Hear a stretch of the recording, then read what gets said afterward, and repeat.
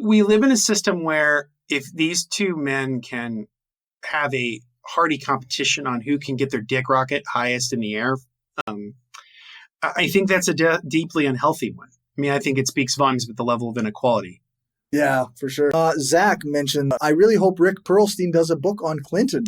He is. He sort of is. So Perlstein is writing a book right now on, I think the book is going to be called The Infernal Triangle. It's also the name of his column for the American Prospect.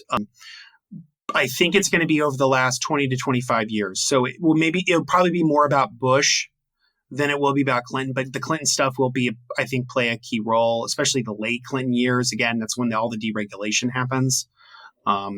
And so, yeah, Perlstein should definitely write about that. If you want a good book that kind of goes into those things, though, that's sort of in the style of Rick Perlstein, I highly recommend checking out the book Listen Liberal by Thomas Frank.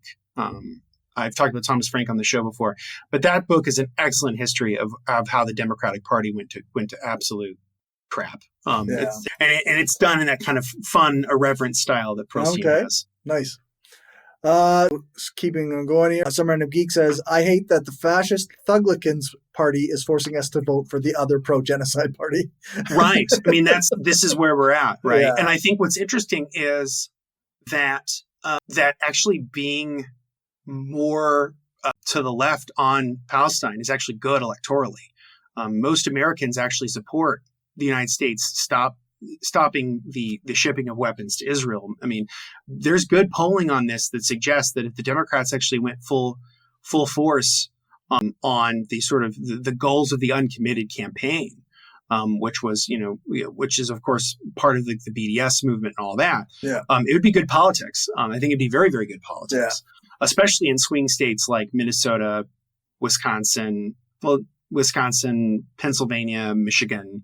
Those Midwestern states that have a large Muslim immigrant community. I think it would be very good for them, which goes to show you how little democratic input the system really has, that there's this huge divide between what the public believes and what the public wants and what the people in power end up actually doing. Yeah. Because in this in the neoliberal state, the power is held by corporate interests. It's not held by us.